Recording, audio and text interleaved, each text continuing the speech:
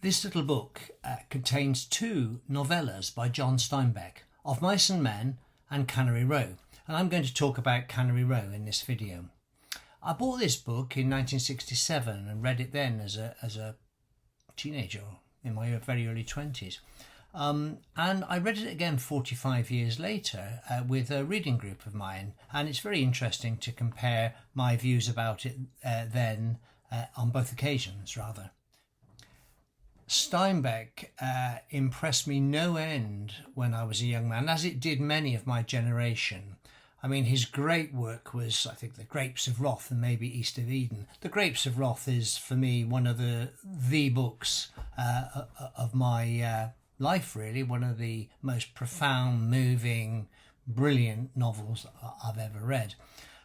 Cannery Row is much lighter, different order of things, but it made, in its own way, a very strong impression on me too, certainly at that age.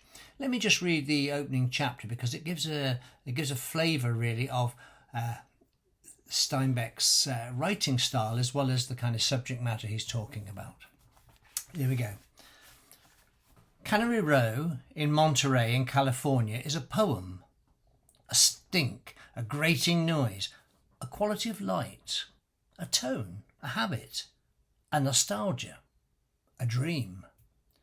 Cannery Row is the gathered and scattered, tin and iron, and rust, and splintered wood, chipped pavement, and weedy lots and junk heaps, sardine canneries or corrugated iron, honky-tonks, restaurants, and whorehouses, and little crowded groceries, and laboratories, and flop houses. Its inhabitants are, as the man once said, whores, pimps, gamblers and sons of bitches, by which he meant everybody. Had the man looked through another peephole, he might have said saints and angels and martyrs and holy men, and he would have meant the same thing. So you can see Steinbeck's writing style. You can also see his romanticism in terms of how he deals with the characters he's creating. It was published in 1945, Cannery Row, but it's set in the Depression in that part of California where the canning of sardines was the major industry. One of the main characters in this book is the Doc. He's a marine biologist and he has a laboratory, and basically he, with some helpers, connects specimens off the seashore often and supplies university departments and schools with these specimens.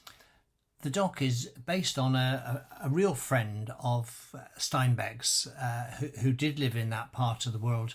And he's very, very sympathetically painted. He's a loner, but he's a self-contained man. He's wise, he's well-educated, he's literate, and very unmaterialistic. And he's seen as a bit of a beacon in this community by many of the people who live there.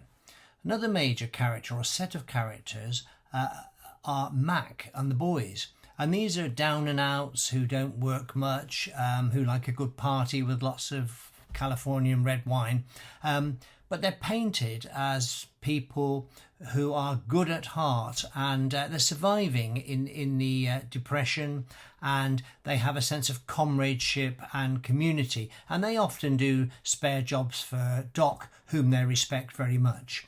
Li Chong is the Chinese grocery owner, and he's very, very generous, and he doesn't always collect the debts that are made to him. And even the woman who runs the brothel is a very good-natured soul who makes lots of financial contributions to the community. So Steinbeck is painting a picture, and it's a beautiful landscape as well, obviously, on the Californian coast.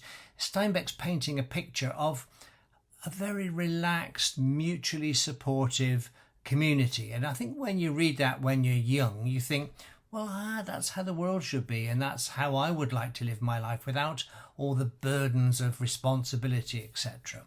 Of course, it's a pipe dream, but it was a very powerful pipe dream, and I think Steinbeck had a lot of influence on a lot of people, particularly of my age.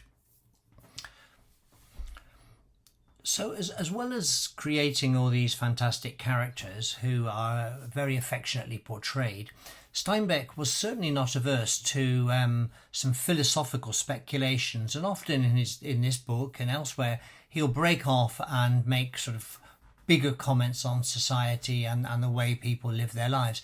Here's a quote that I was reminded of by my friend Trevor. It's from the book. It says, "It has always seemed strange to me, the things we admire in men, kindness and generosity, openness, honesty, understanding and feeling, are the concomitants of failure in our system.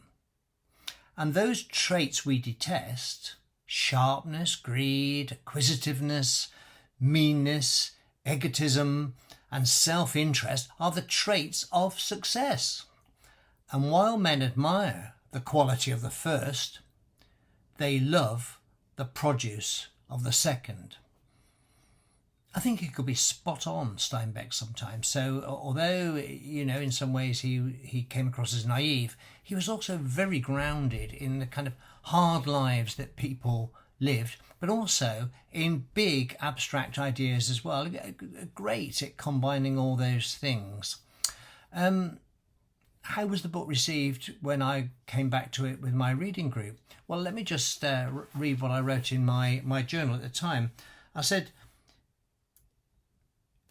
"It still reads very well to me. He writes beautiful sentences. He evokes the natural world, the built environment, very well. My earlier idealization of Doc, and even of Mac and the boys, was not completely sustained on a rereading. The romance of the irresponsible lifestyle had dimmed. The nobility of the dropout, though, still resonated for me."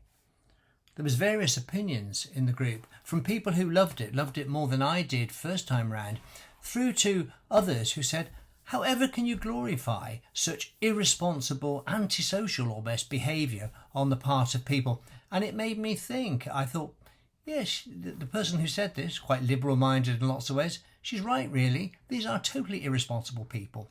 But they were surviving in a harsh world. And it made me think about myself, really, and in the sense that I was so charmed by this book when I read it. And it made me realise that I was quite naive as a young man. But there's worse things than being naive when you're young, as long as it doesn't kind of lead you down the wrong path. So that's it, Cannery Row.